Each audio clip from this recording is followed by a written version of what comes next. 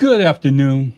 Good afternoon. Sometimes I catch myself doing other stuff that I really shouldn't be doing at this time. But you just have to go with the flow and try to make it work out. And in making it work out, I gotta get some adjustments done, and then we'll be right into the show. One of the things I want to do is show you a video. And this video is important because it tells you about a people, about a person that I just can't, I can show you. I have told you about this, but until you see it for yourself, it's very little more that I could tell you. It's very little that I could tell you. But I got to play it and just give you an idea of what I'm talking about. So give me just a second, because we're going to get through this not quickly today. We're going to do it the right way. I'm going to do it the right way. Let me see if I can get myself small and add this to the screen. I need y'all to watch this. Right here, you see the memorial that's there. A couple of politicians have walked out here, walked on the other side of that street and did what they did. And if ever there was a chance for us to unite and join together under one cause and vote Governor Abbott out, this is it. This is it. You saw me at Mickey Leland statue, his monument for him about 2 days ago, where I grew up. But if I want something done, and I want to make sure I reverse this camera once or twice. If ever you want something done, you have to come out and do it yourself. You can't ask everybody else to do it if you're not willing to come out yourself. Look over my shoulder as I stand here. I told you I was coming out. I gassed up the pace and I got out here. And I just want to let you know that this is still going on. This is still part of what's going on in Texas. If we can't do anything about it, we can do something at election time. We can make our vote count. Today is 60 days out from election time. I want to say this again. Don't forget this. Don't ever forget this. Because we united and we came together as a front. This is not the first time. This is not the first time that we ever came together. Remember the George Floyd march? I remember the chief of police. He could have came down there and acted a outright fool. Arcedeo I think that was his name. I might have got the pronunciation wrong. But he came down there and he united us under one cause. He came down there and he pulled off his mask. He was marching with the protesters. He was marching with the protesters. This is not the first time in Houston that we went through this battle. But this is a bigger battle because, see, Abbott don't want you to talk about this. Abbott wants you to talk about something else. We need to talk about this. We need to put this out. We need to make sure that everybody has a record of somebody being murdered in the state of Texas at a cost. At a cost. This man lost his life. He lost his life because he was trying to go to work. He had workers in his car. He was trying to go somewhere. Not just everyday, he was just an everyday citizen. But see, it's election time. Now they want you to forget this. They want you to forget about what happened. They want you to go about your way, about your day and say, oh no, this ain't gonna happen. Abbott ain't been down here one time. You know why? Because he's part of the reason why we're here now. He's part of the reason why I'm out here right now, because Abbott won't come to nothing like this. You know why? And I'm gonna tell you why. Because he follows the orders of Trump. So if you continue to want somebody that follows orders from people that's outside of the state of Texas, that doesn't have any pride in the state of Texas, continue to follow him. But don't expect things to change within your community. Don't expect people to see you change for the better. I brought that tape up because I needed you to understand that we have a different objective on this today. Our objective is to show people the generations that went before us that did things for us to come together and get Abbott out of the office. This is probably one of the closest things, but I don't want you to get caught up in polls. I want you to get caught up in actually registering to vote and going to the polls and vote. Because if we don't do that, we're just a waste. This is a waste of our time. Even with what I just showed you, if you're a Hispanic voter, you should have all the reasons in the world to vote, to get out and vote. Because if you're tired of people every day in the news, you're hearing something about what ICE did. If you're hearing about what ICE did to pick up people on the side of the road to murder this particular guy and not take accountability, and the only thing the governor said was he's going to have his Texas Rangers investigate this, you need to check, because if you don't check, this is just going to be another murder that happened. And I want to get into this show that I got because I need to get you to understand that this is just one of the murders. I'm not going to put this next murder on Governor Abbott, but it is something for blacks to understand that if we want to stop repeating a cycle, the best way to stop repeating a cycle is to think about the wrongs that have been done to us. And not us in particular, but look at George Floyd. Everybody's seen that wrong. Everybody. It took everybody across the U.S. to even bring recognition to it. And then even when they brought it to him, they still tried to destroy him. That kind of stuff can't happen. You got a Hispanic that was killed and murdered. You got George Floyd that was killed and murdered. And one of the things that came out of George Floyd's mouth was mama. Mama. He was from Texas. Buried right here in near Houston in Pearland. But here's the ugly part about it. I have it on videotape, but I don't want to go into it. Here's the ugly part about it. I don't want to share it with I don't even want to know where he's buried at out there. Just to know he's resting in peace is enough for me, because it's just some evil people out there. And I said this during the video. There's some evil people out there that would go out there and do something to destroy his grave. And I don't want to give them that ammunition to do that. I want you to recognize what he did and feel like something has at least changed, if it's nothing else. Because now they know that they can get caught and they can possibly go to jail. But here's the other part that I want to talk to that. And I didn't think about it till I was sitting here, so I ain't going to take all this genius. But just think about it. The man that killed George Floyd went to jail. He got moved to Texas. And somehow this fool that's in office, Trump, is thinking about pardoning him. Imagine that. And the reason why I'm saying that is because this is all happening. If Governor, just think about it. Trump told Governor Abbott to pardon this man.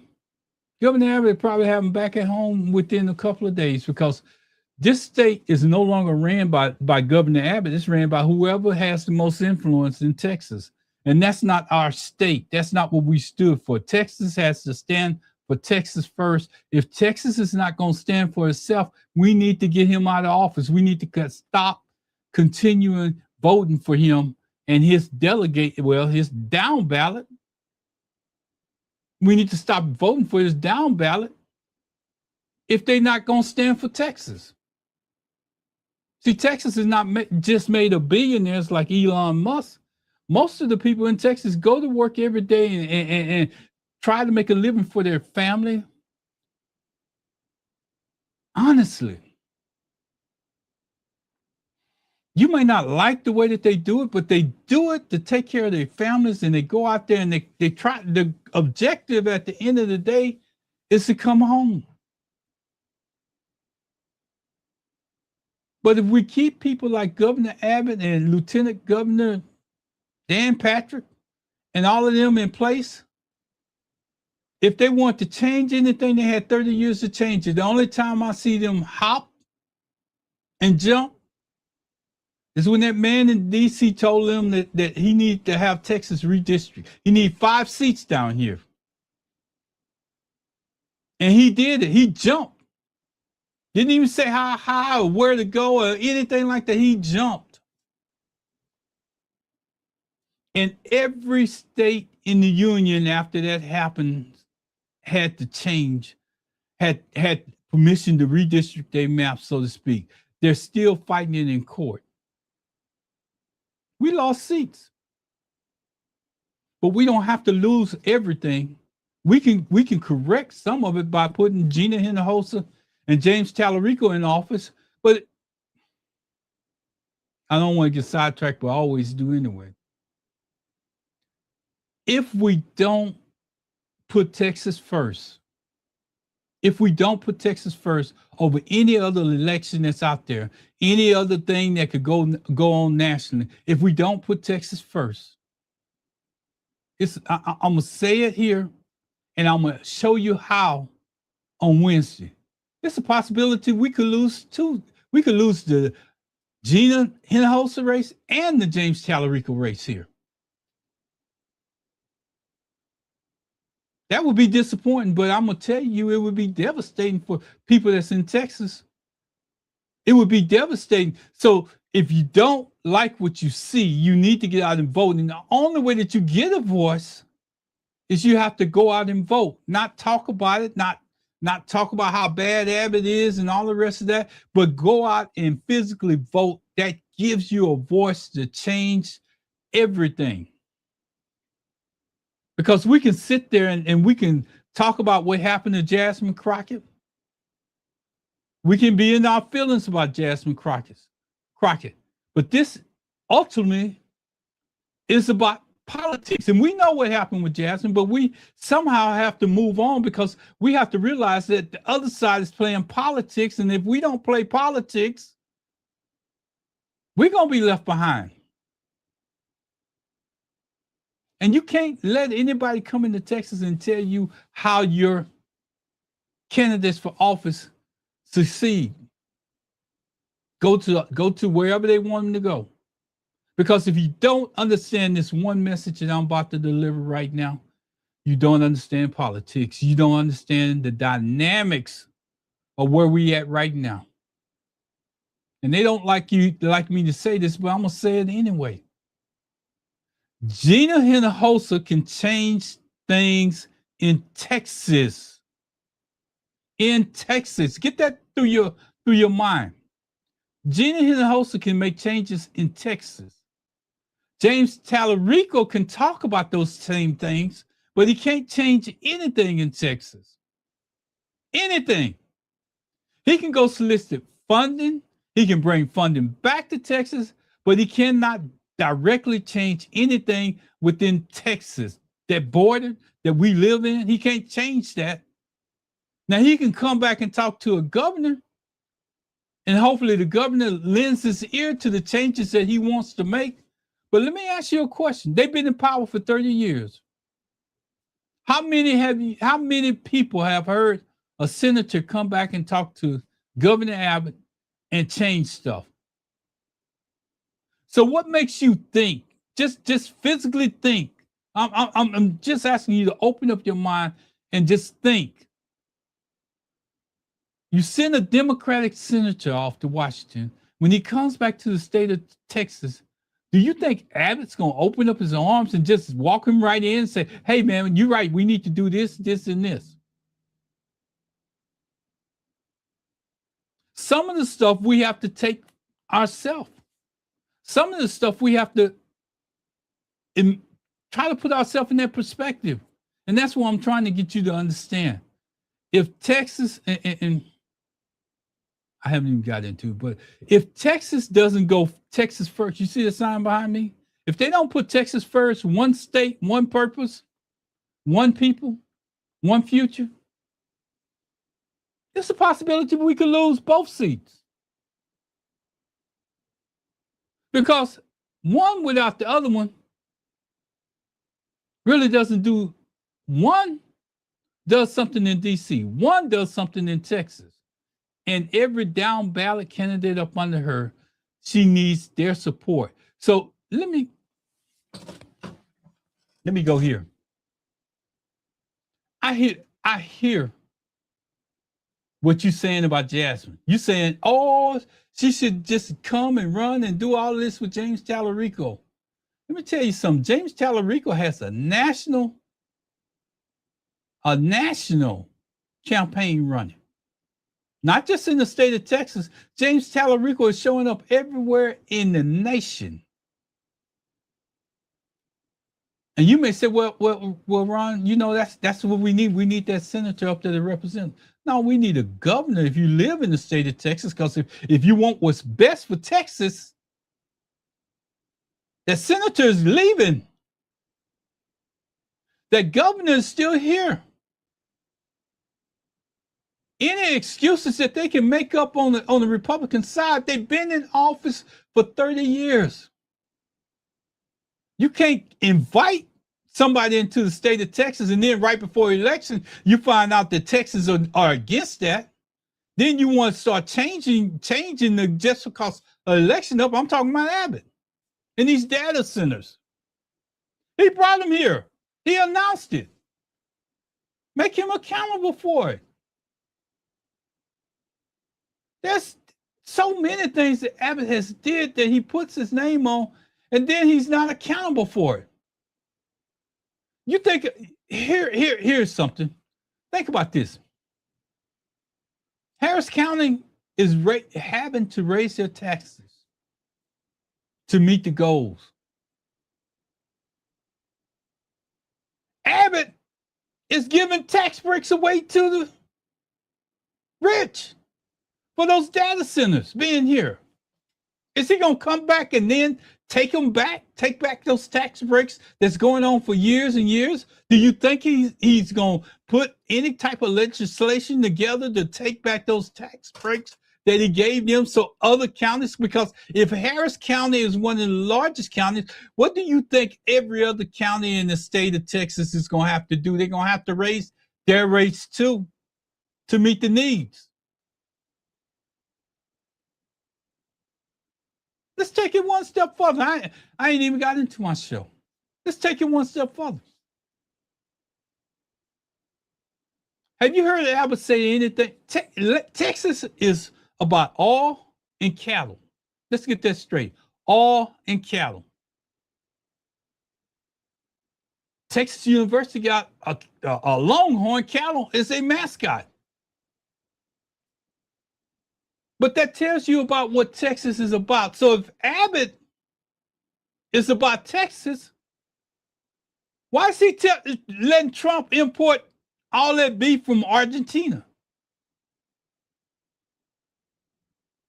Let's use some common sense. You haven't heard him stand up. You haven't heard him stand up and say anything about that cattle that's coming into Texas. I see you out there, Papa. I see you out there, Papa.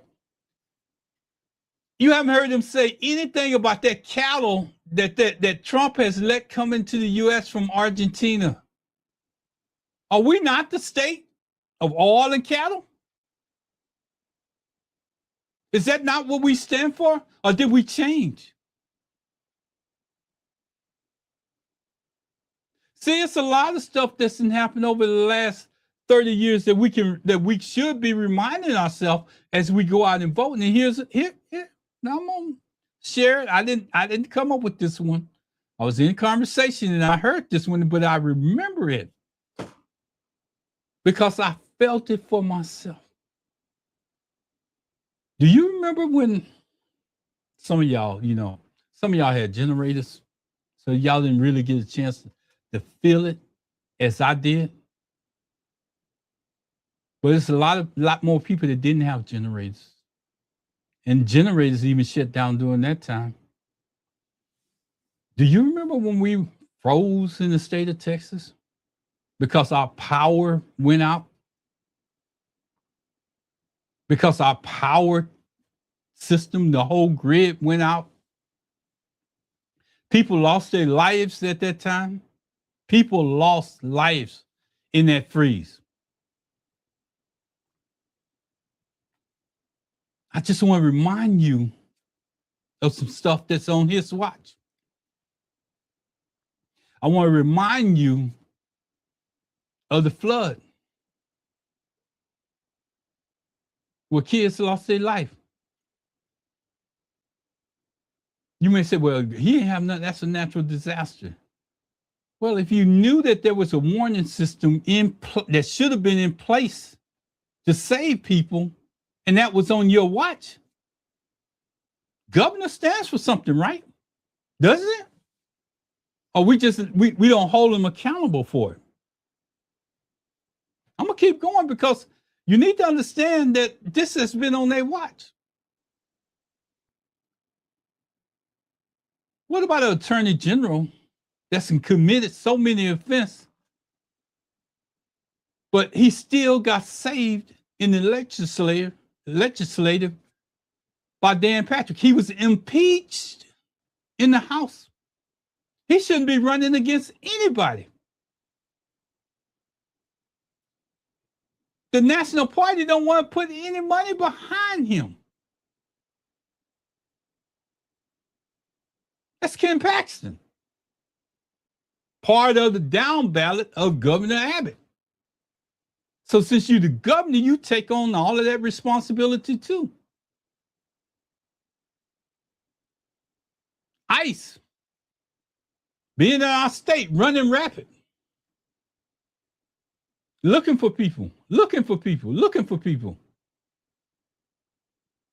So when he closed down the border, I guess that gave him open reign to go hunt people down and kill them.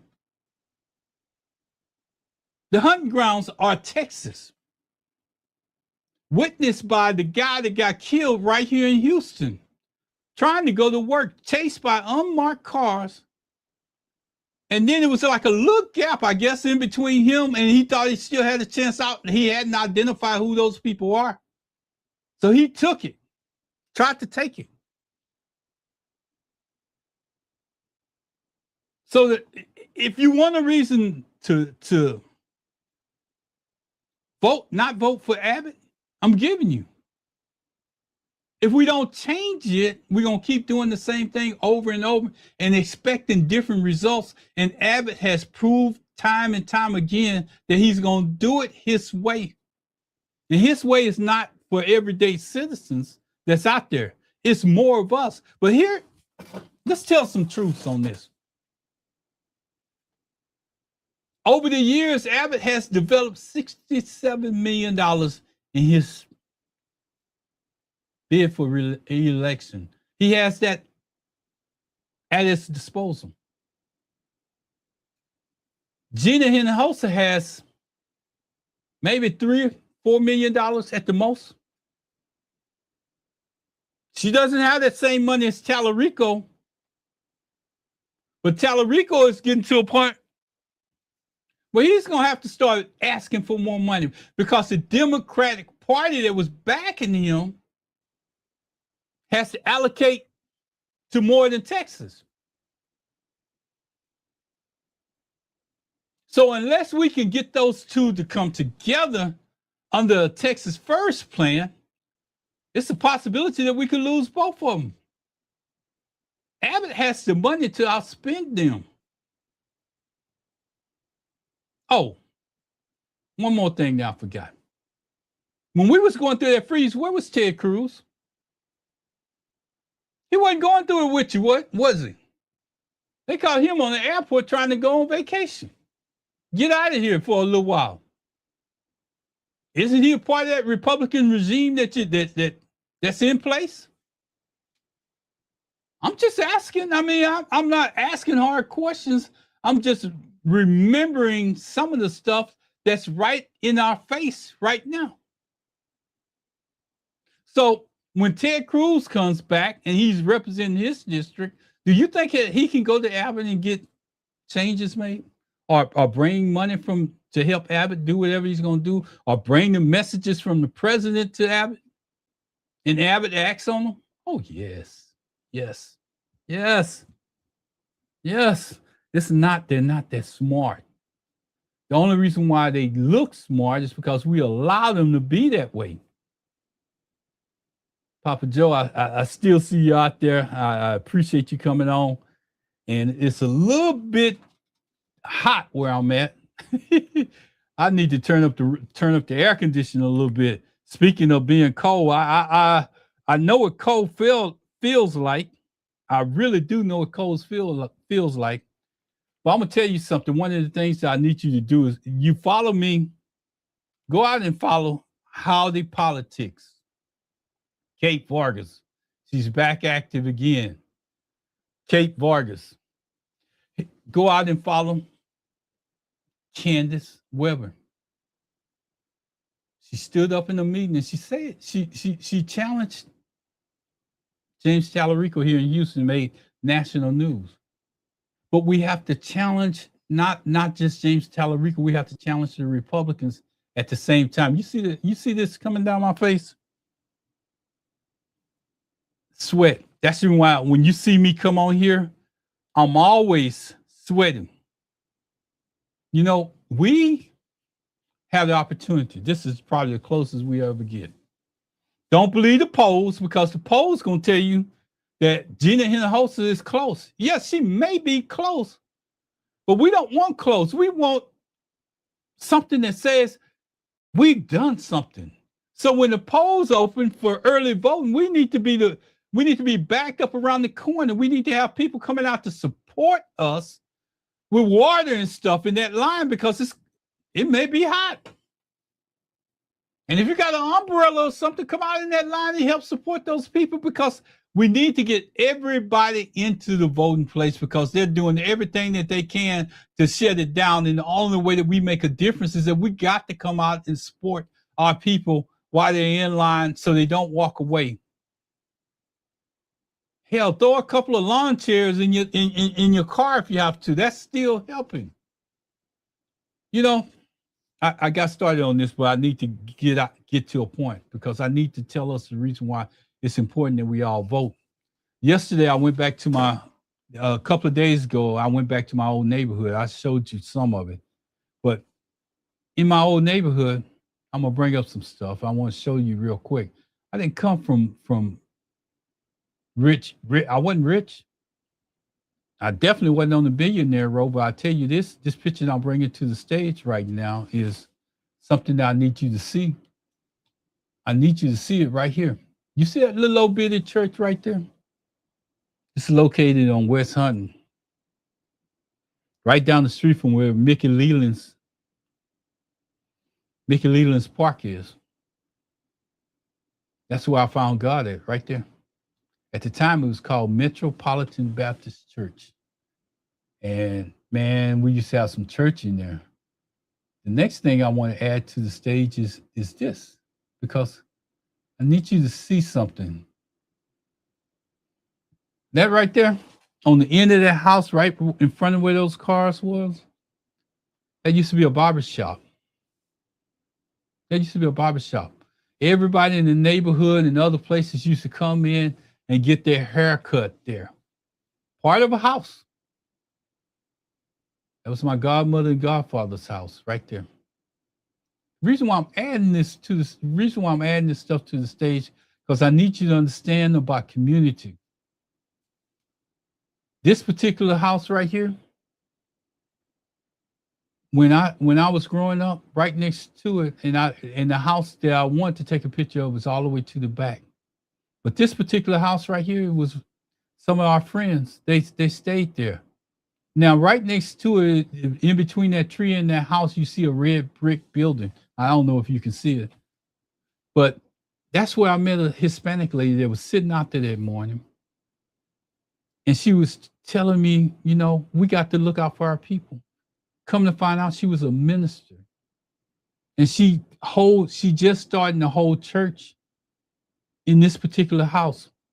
And the real reason why I'm telling you about this house is because I've been inside that house as a child, and I know the people that own the house ahead of time, but that's part of the community in which I grew up in, a barbershop and a beauty shop, because my godmother had a barbershop on the far end, and my auntie where we were staying with at the time had a beauty shop, and we used to change the whole house every day so she could do hair in the beauty shop, and that's how we lived. That's how we lived as a people, as a community. And right across in front of this particular house, in front of where I'm talking about, it was a grocery store.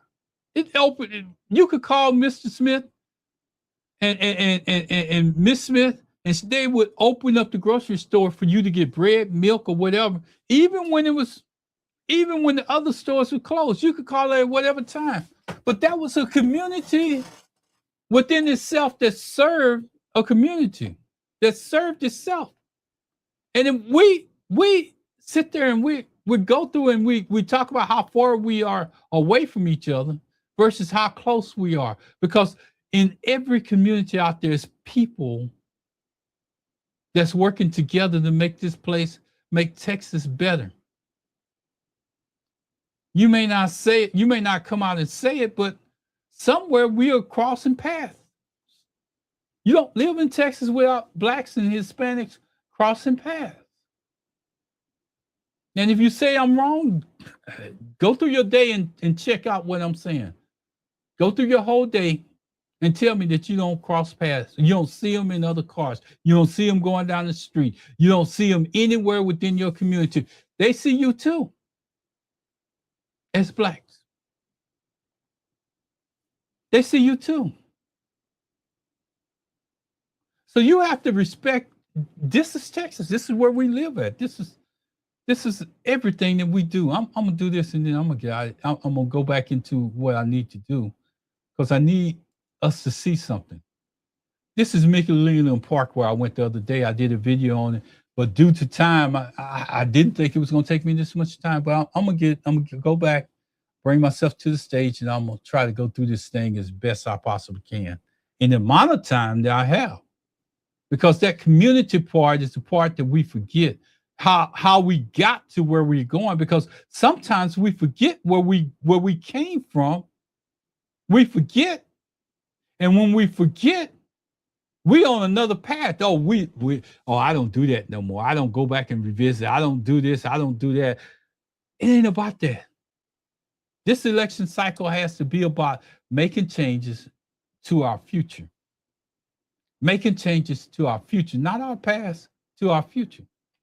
You know, as I went back there and I stood at that memorial, Mickey Leland, I've known that name for a long time because my mother had introduced me to Mickey Leland, because it wasn't nothing but a house out there. It may have been one bedroom house or something that was there that he served out of, and that was it. Right next to a bayou. Right next to a bayou. So I know I know where we came from. I know we had the ability, but standing at that monument right there does something for you. It makes you stop. It makes you ask, who was this person? Because it happened a long time ago. Who did they fight for? What did they leave behind? And then another question came to me: where are the monuments for everyone else? Where do we remember Black Texans who helped change the state? Where do we remember Hispanic Texans that helped change the state? And more importantly, do we understand what they were fighting for? Because maybe the monument isn't the end of the story. Maybe it's where the story begins. And that's what Abbott doesn't want us to understand, is that maybe that's where the story begins, because we need to understand that we're fighting the same battle. Of course, we're going to need some undecided voters to come over too. But we're going to have to fight the same battle and unify us as a whole to change things. You got two ballots going on. Both of them are statewide. They're not part here in Houston and part in Dallas, part in Austin, San Antonio. These are statewide ballots that can make a difference for everybody. And we need to look at it the same way. Because if you voting for Tallarico or you voting for Gina Hinojosa, those are statewide ballots.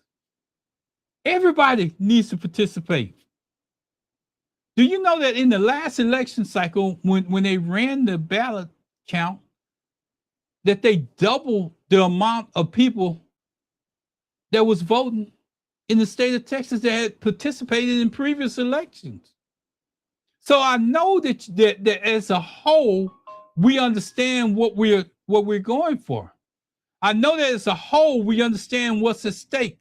But if we keep treating it like it's outside of Texas and where we need to change, we're defeating our own self. Because Abbott and them want you to split up. Abbott and them want you to concentrate on one or the other. They win that way. But if you don't concentrate on one or the other and you get everybody that's in Texas on the same sheet of music, including Gina Hinojosa, James Tallarico, stop wasting effort going out to different places. Combine your act together and show up together. You're starting to do it. Keep it going because they want you to divide so they win one or the other. We have the ability to win both. If you two continue to do what you're doing, I see it happening, but you need to combine up on the agenda that's one state, one purpose, one people, one future. They don't want that. They want you to divide so they can divide and conquer. And you can't let them do it if you continue to say one person is America and all the rest of this. I see all these different things where the coalitions are coming out trying to change the battle. You're playing right into their hands. You have played into their hands by being divided. Now let me share something with you. We got Black history over here. We got Hispanic history over here. We got civil rights over here. We got labor rights over there. But Texas didn't develop in separate rooms. Our histories crossed. Our struggles were different. Our experiences were different. We should never erase those differences. But Black Texas and Hispanic Texas have also confronted some similar questions. And here's the questions. Who gets educated? Who gets represented? Who gets heard? Who gets fair opportunity? Who gets to vote? They tried to take that away too. And today, they're still trying to do it. And it's coming from Washington down to the governor of Texas, and every state within the union, he's trying to change the way that we vote. Have you ever been in a place in history where you've seen the president of the United States engaged in changing the way that we vote?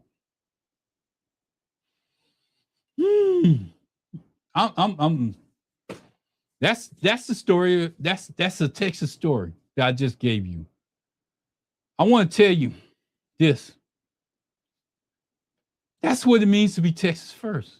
Not forgetting where we came from. Not pretending our histories were identical, but understanding that our futures are connected.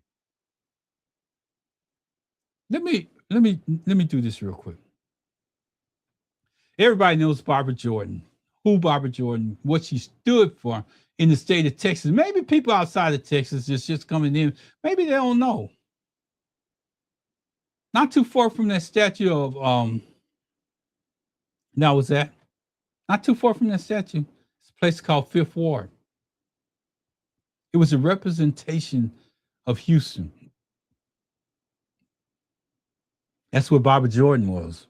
That's what she grew up doing segregation when Fifth Ward was still mixed. She graduated from Texas Southern University. She became a lawyer. She entered politics in 1966. Barbara Jordan won election to the Texas State Senate. She became the first Black woman elected into that body. And then in 1972, let me share this with you. In 1972, she was elected to Congress from Texas 18th Congressional District, the one that they just messed up, the one that they just divided, the one that they kicked out Judge Al Green from his district. That was Barbara Jordan's district. Let me just say that. A black woman from Fifth Ward was now sitting in the United States Congress. What does that tell you? Let me tell you what else she did, because I need you to understand this. During Watergate, America heard this extraordinary voice speaking about the Constitution. But before America knew Barbara Jordan, Houston knew where she came from. Fifth Ward, Wheatley, Texas Southern, a community that segregation tried to keep outside of the room. See, I'm old enough to know what segregation did to a community that was out there. It shipped us from one side of town. It brought people from the side of town that we was on over to our side of town. It just messed up the whole school system here in the state of Texas. Segregation did more damage to communities than anything else, I think, in the history. Segregation messed up everybody for generations. Just want to tell you, and I'm still moving. I got to go. Mickey Leland. Mickey Leland came after Barbara Jordan. He grew up in Houston. Guess what school he attended? Wheatley. He attended the same university. He studied pharmacy. But the civil rights era was transforming young people. Mickey Leland became an activist. His health care mattered to him. Poverty mattered to him. Hunger mattered to him. He entered the Texas legislature. Then Barbara Jordan decided to leave Congress. Mickey Leland then ran for her seat to replace her. He won in 1979. He entered the United States Congress, and his fight against hunger, I want to share this with you because you need to understand what he fought for when he was there. His fight against hunger eventually became international. He traveled to Africa. He went where the people were suffering the most at that time. Because, let me break this down to you so you can understand. See, in Texas, one of the things that we always had a lot of when I was growing up was food. We didn't depend on outside sources as much as we depend on them now. Go down I-10 and any freeway that you go down, because I just did it this weekend, and I'm going to continue to say this. I-10 going East Texas up toward Louisiana used to be nothing but farming fields. You look out there now, the dirt is hard as I don't know what. But if you continue to look in those fields in the far away from the road, you start seeing farm equipment out there rusted. That same farm equipment helped produce food within the state of Texas. When Mickey Leland was traveling into Africa to help them, they didn't have food. But it looks like that transition is changing. Well, we're going to eventually, food is going to be necessary in the state of Texas. But the people that's in the office right now have no vision for food. They have vision for data centers. They have vision for billionaires. They have vision for everything except the people of Texas. That's not a vision that I want to be in. I want to be a part of a vision that's set up for the people within Texas to do better. Let me continue with this. Then in 1989, while traveling on a humanitarian mission to Ethiopia, his aircraft crashed. He died trying to make things better and getting food to outside of the United States, getting involved in Africa where they didn't have any food, where their transition is more or less what we transition into now. If we don't change things, we're going to eventually be a third world country looking for food because we're not planting nothing. We're not growing nothing. What we're doing is taking our farmers out of the fields, and their next generation don't even want to go out there because it's not worth it. So we're losing knowledge at the same time. You got to understand the big picture, because if you're looking at a little bit of picture and you say, what's going on? Well, what's going on is that we're losing knowledge of the people that ran those big farms because they're not passing it on. Their kids don't want to go out there and starve to death. hoping that things change. The only hope that we got is we got to put people in place like Gina Hinojosa and James Tallarico so this thing can change. I don't know how many times I can say that. Let me just keep on going. L. Franco Lee. That door was open. Another Fifth Ward son. L. Franco Lee. L. Franco Lee attended Wheatley. That was one of the schools that they talking about closing down was Wheatley. You see how much history come out of Wheatley? How many people? Went to Texas Southern University. He and Mickey Leland became friends. Lee participated in grassroots political work connected to Leland. When Mickey Leland moved from the Texas House to Congress, L. Franco Lee won the election to the Texas legislature. I'm just telling you, we have to work together. Lee made another move in 1984. He won the election to Harris County Commissioners Court. He took the office. L. Franco Lee became the first Black elected Harris County Commissioner. And what did that do for him with that power? Parks, healthcare, senior programs, youth programs, street Olympics. He believed political power should produce something people actually use. There's a park out there named for him, and it's on this side of town. It's right out there off of Black Hawk. I'm just telling you some stuff that I'm adding a little bit to. A healthcare center, a place for children to play. That was the stuff that he stood for, something that's standing in the neighborhood after a politician leaves. Lee served for more than 30 years. He died in 2016.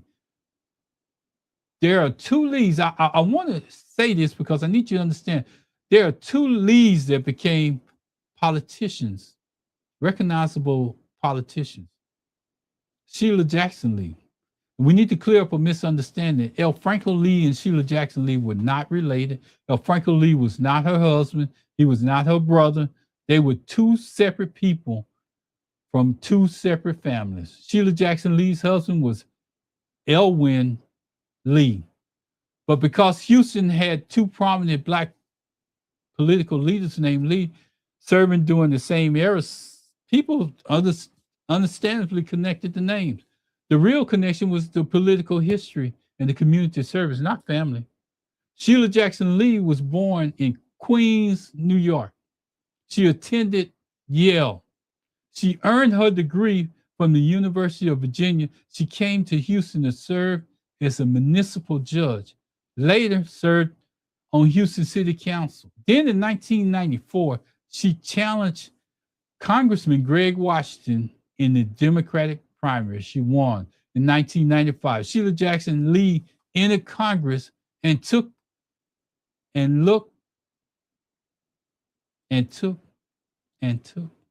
and aided people from the 18th Congressional District. Guess who served in those seats prior to her? Barbara Jordan, Mickey Leland, Craig Washington. Then Sheila remained there for 3 decades, 30 years. She died in 2024. Another generation had left the room. Here's the next person I'm going to tell you about. I got to get through this real fast because I don't want to get out here too long. Sylvester Turner grew up in Acres Homes. He attended the University of Houston. He returned to Texas, practiced law, and entered politics in 1989. He began serving in the House. Then he became mayor of Houston, and during his mayor years, Houston faced a Hurricane Harvey, homes flooded, families displaced, entire communities devastated. Turner served 8 years as mayor. Then after Sheila Jackson Lee died, Sylvester Turner was elected to the same 18th congressional seat associated with Barbara Jordan, Mickey Leland, Sheila Jackson Lee. He entered Congress in January 2025. Then only weeks later, on March 5th, 2025, Sylvester Turner, another chapter closed. But that story didn't stop. That story didn't stop Houston, because while Black Americans were fighting for representation and for fighting for representation and opportunity, Mexican American Texans were building their own movements. Different story, different circumstances, very similar question. Who belongs? Who gets represented? Who receives education? Who receives fair treatment? Whose voice matters? Now we travel south.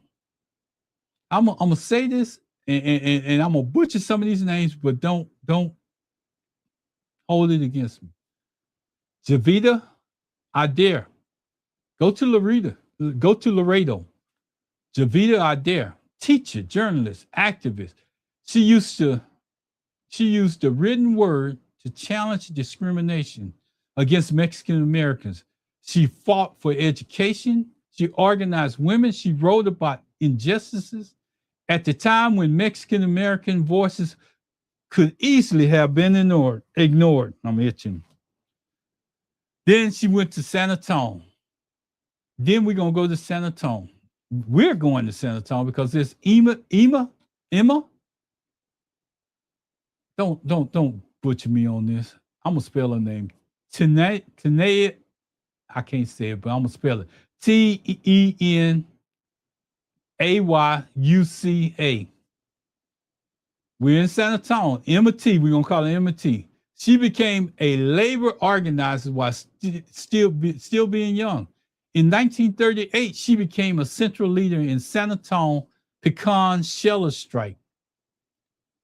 Thousands of workers, many of Mexican American women, were working under temporary conditions, extremely low wages. Irma T stood with them. That is also the Texas history. Not somebody asking for special treatment. Workers asking whether their labor had value. Now I can say this next one. Then we're going to go to Corpus Christi. Hector P. García. Dr. Hector P. García, physician, military veteran, civil rights leader, Mexican American veteran, had served the United States, returned home, and still faced discrimination. In 1948, García founded the American GI Forum. His message was powerful. In Mexican Americans, let me just say this. If Mexican Americans were American enough to fight for this country, I'm going to say it again because you need to hear this. If Mexican Americans were American enough to fight for this country, they were American enough to be treated as equal at home. Education, he fought for education, veterans' rights, voting, health care, political representation. We're going to move on because we need to move on and let you know that it was people on both sides that were struggling that got us to where we at. Then there was Henry B. González.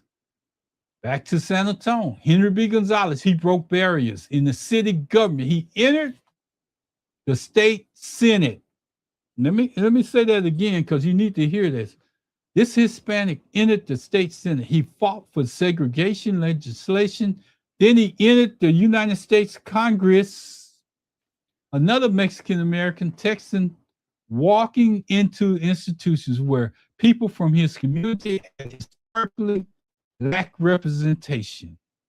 We got to keep it moving because it's a lot of people that's here, and I don't want to lose anybody, but I want y'all to understand what I'm saying. Then came Irma Rangel, educator, attorney, legislator. She became the first Mexican American woman elected to the Texas House. She became the first Mexican American woman elected to the Texas House. Another barrier came down. Another chair was occupied. Another generation could look at government and see somebody who came from their experience. So I just want to let you know that we have all struggled, Hispanics and Blacks. We have all struggled to go somewhere. The Black struggle also went through the courts. Heman Sweatt. Sweatt wanted to attend the University of Texas School of Law. He was denied admission because he was Black. He challenged Texas. The case became the Sweatt versus Plank Painter in 1950. The United States Supreme Court ruled in his favor. The case helped weaken legal foundation for segregation. But Sweatt wasn't standing alone. Let me just keep on going. Lulu Belle, white. Lulu Belle White. Behind that fight stood people like Lulu Belle White. She was one of Houston's major civil rights organizers. She worked through the NAACP. She organized. She challenged the white primary. She helped build strategy that puts cases before courts. History often remembers the person standing at the microphone, but the movements also need to remember the people working behind the microphone. Lulu Belle White was one of those people working behind the microphone. Juanita Craft. Then Dallas gives us Juanita Craft. Craft organized the NAACP branches across Texas. She fought segregation. She worked with young people. She helped register people and built a political participation. She helped register young people and build political representation. And that's important because political power doesn't begin on election day. It begins before the election day. Somebody organizes, somebody registers, somebody educates, somebody decides their vote matters. Here's another one, James Farmer Jr. Then we go into Marshall, Texas. James Farmer Jr. He graduated from Wiley College, a young black Texan who became one of the founders of CORE, the Congress of Racial Equality, CORE, Congress of Racial Equality. His work eventually became connected to the Freedom Rides and the National Civil Rights Movement. And again, Texas history, American history. Bessie Coleman. And sometimes the barrier wasn't the political office after all. Bessie Coleman, born in Atlanta, Texas, and raised in Waxahachie, Texas. She wanted to fly. Listen to what I'm saying. She wanted to fly. American flight schools wouldn't train her. She was black. She was a woman. Bessie Coleman went overseas. She learned to fly. And she became the first black woman who earned an international pilot's license. Sometimes breaking the barrier means walking into the room, and sometimes it means flying over it. You know, we're going to take a look at the map right now. Houston, Dallas, Marshall, Waxahachie, San Antonio, Corpus, Laredo, the Rio Grande Valley, Austin. These aren't separate historical places anymore. Put them on one Texas map. Black Texans fought for segregation. Mexican American Texans fought discrimination. Black parents fought for schools. Mexican American parents fought for schools. Black workers fought for opportunity. Mexican workers fought for opportunity too. Black veterans returned home expecting citizenship. Mexican Americans returned home expecting citizenship too. The details are different, but the histories wasn't that much different. But the fundamental American question that keeps appearing, does citizenship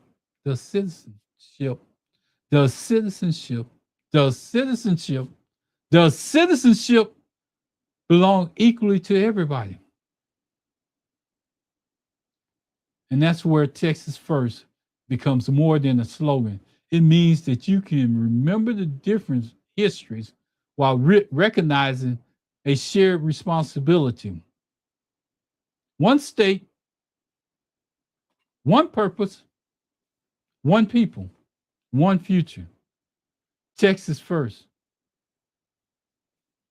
And now I want to share something with you because I can't tell you a lot about the past without telling you about the future. Gina Hinojosa. Now bring that history into the present. Gina Hinojosa was born and raised in the Rio Grande Valley. She attended public schools in Brownsville. She went to the University of Texas. She then earned a law degree at the George Washington University.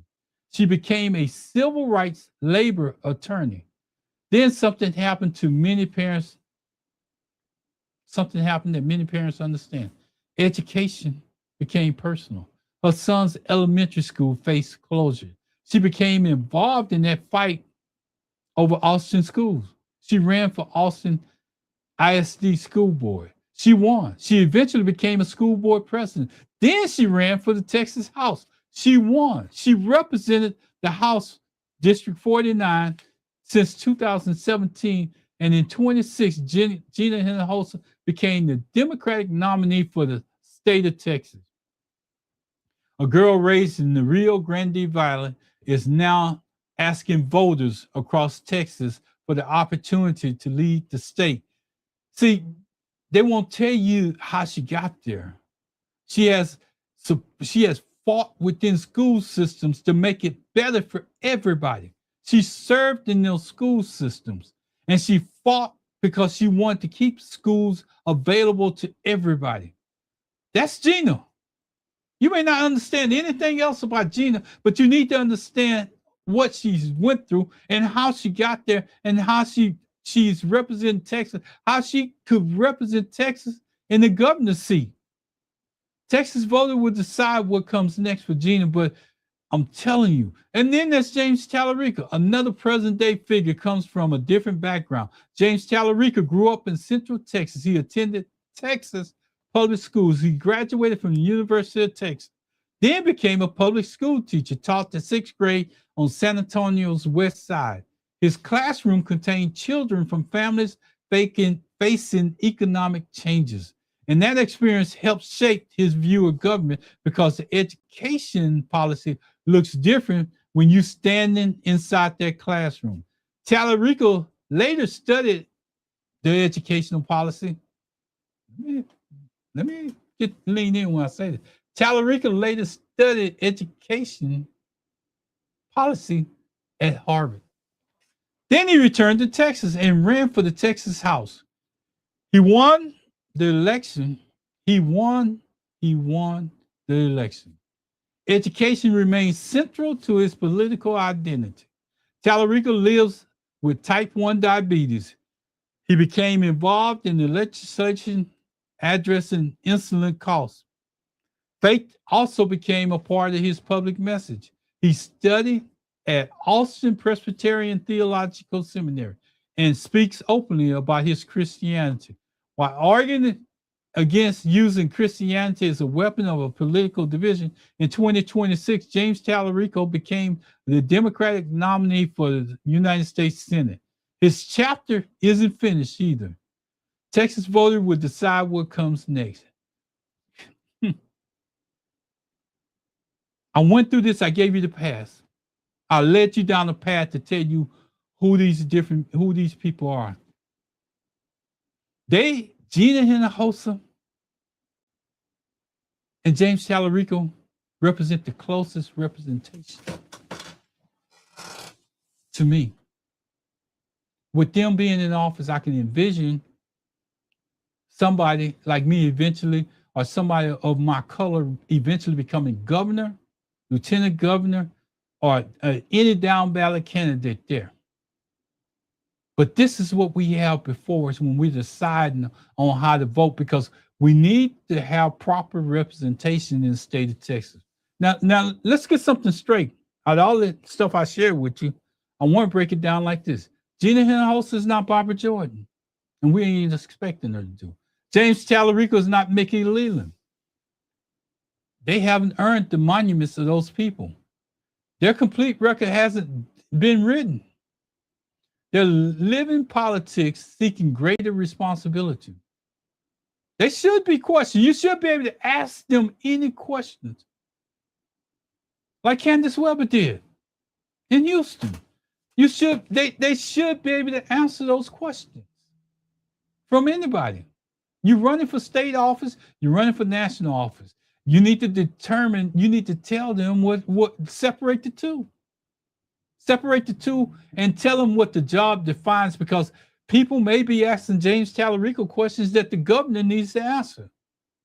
The governor may be answering questions that James Tallarico should be answering. That's two different positions. Don't mix up the two, but put them together so when you ask questions, one of them can stand up and say, I got the answer to that. And if something that other person couldn't answer, the other person can stand up, because that's representation of Texas. That's how we get better. But if we don't change and we don't unify those two offices together and understand the power that they bring to Texas together under one roof, we're going to lose. It's a possibility we're going to lose, because they're going to start attacking, separating one from the other one. And in the end, we lose. I'm gonna cover that on Wednesday when we come in. When I do my other show at 1 o'clock, you're invited to join me at 1 o'clock on Wednesday. And I'm going to tell you the reason why it's going to cost us if we don't unite them two under one flag. Because history shouldn't educate us, not tell us blindly who deserves our vote. But look at what history has made possible.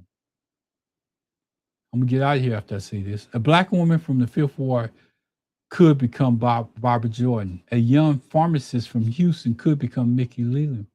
A Fifth Ward organizer could become Franco Lee. A Mexican-American doctor could organize veterans across America. A Mexican-American woman could become Irma Rangel. A black man denied admission into the UT could take Texas to the Supreme Court and win. A Mexican-American girl from the Rio Grande Valley grew up and became a major party nominee for governor. A public school teacher from Central Texas could become a major party nominee for the United States Senate. That progression matters. Not because everybody must vote the same way, but because everybody should understand how hard people fought to get those people in place, James Talarico and Gina Hinojosa. For Texas to have choices in the first place, we're going to go back to that monument.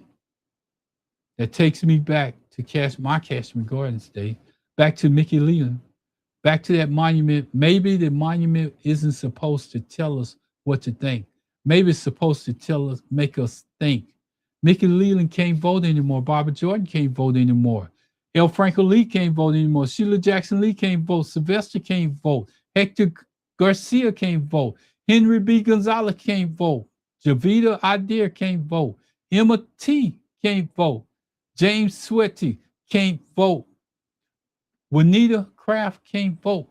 But we can. We can. Gina Hinojosa and James Talarico represent two candidates standing at the edge of another chapter. Whether Texas chooses them is up to Texans. And that's the whole key behind it.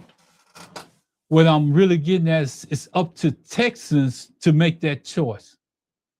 Every time I put out one of these videos, if you go in and you go behind them and you follow them through the comment sections, you know where it's coming from?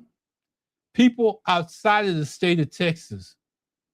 Texans want a better Texas. The only way that we can get a better Texas is if we have to change what's been in office for 30 years, or we just going to repeat the cycle. It's not going to be easy. Don't let the polls tell you that they're almost even, because if they're almost even, Abbott has 67 million that he can run ads and basically block out everything that Gina Hinojosa has the ability to do. But you know the one thing that he cannot do, and that's the groundwork that we're going to have to take upon ourselves to get Gina and James Talarico to the next level, is we're going to have to share every single positive piece of information that we can about Gina Hinojosa and about James Talarico. We're going to have to share it on our individual pages. If you got 2 or 3 of them, I don't know why you got them, but I got 4, and I'm sharing every bit of information I can about Gina Hinojosa and James Talarico to those pages, because I need you to understand you don't have to beat them with the amount of money that they got. You need to beat them at the ballot box, and that's more important than the amount of money they got, because the ballots is what's going to take people into office. The money that they're sharing, they have to cover up a whole bunch of stuff that they did. And every time that they try to cover it up, you need to come on your page and say, oh, no, that ain't going to work this time. 30 years. And you're still doing the same thing. You brought data centers to Texas saying that that's going to be the best thing since mom's apple pie. Now you want to say, oh, no, hold up. We need to change it before election. Because now you realizing that some of those voters that may have been voting for you don't like it. Then your attorney general run for Senate in a place where he really shouldn't be. His reputation is gone. His representation is gone. So I just want to say that we need to build a bigger future. We need to build a bigger future. It belongs to Texas, belongs to the people of Texas. Black Texans, Hispanic Texans, white Texans, Asian Texans, Native Texans, young Texans, older Texans, rural Texans, urban Texans, people whose family have been here for generations, and people building their first generation here. We don't have to share the same history to share responsibility for what happens next. Texas first. That's the lesson I brought home from Kashmere Gardens. Our ancestors, our predecessors didn't struggle, so we could spread the future fighting over who belongs. The open doors, the challenge, they challenge. Let me. I need to make sure I get this right. They opened doors. They challenged institutions. They organized communities. They built movements. They went to court. They entered classrooms. They walked into city halls. They entered the Texas Capitol. They entered Congress. And some gave their lives while serving others. Not another generation stands at the door. Gina Hinojosa, James Chalaruka, and many of the others whose name we may not know yet. History cannot tell us who to choose, but history can remind us that choice matters. So learn the history, study the candidates, ask questions like Candace Weber, check the facts, register if you're not eligible to vote, register if you're not eligible to vote, and make your own decision because the chair never belonged to the politician. The chair belongs to the people. The monument remembers who came before us. The ballot helps determine who comes after us. And the future of Texas, that all belongs to us. I'll say it again. You can read it behind me as I lean to the left and lean to the right. One state, one purpose, one people, one future. Texas first. What I tried to give you was real history, real answers, real power, and where it belongs in the room. I hope you enjoyed this show. I need to unite us, not divide us, because that's what Abbott is trying to do. That's what Ken Paxton is going to try to do, is divide us. As long as we stay united, we have enough people to make a difference. We need a couple more. Well, I'm sure if they look at the track record of Greg Abbott, we can get that other bunch to come over too. With that being said, I want to say thank God, because without God's giving me the vision to be here and speak the way I do through these airways, I wouldn't be here. So I always, from day one, I always say thank God, as I come to the end. I want to challenge you to listen to my podcast on Wednesday, which says that we may lose 2 candidates if we don't unite. I gave you a lot of history of Hispanics and Blacks today. I want to give you something different tomorrow because I need you to come out and join in as Pastor Riggins and Byron Glass and myself expose many different things that's going on in the world that we should be concerned about. We should be really concerned about what's going on in the world right now. So I'm just telling you, join in tomorrow. 7:30 p.m. Central Standard Time. Join in Wednesday, 1 p.m. Central Standard Time. Join in Wednesday, I think it's 7 o'clock. Don't hold me to it, as Pastor Riggins holds Bible study. He'll announce it tomorrow. So if you join in tomorrow, you'll hear it again. Thank you for your time. I really appreciate it. I ran over, but I need to get all the information out there so you can understand. We have to change. We can change Texas. We can put Gina Hinojosa in the governor's seat, put James Tallarico in the Senate, and they can combine the effort that we never seen in Texas. They can work together. Y'all take care. Enjoyed this. Enjoyed it. Most definitely enjoyed it. Bye-bye.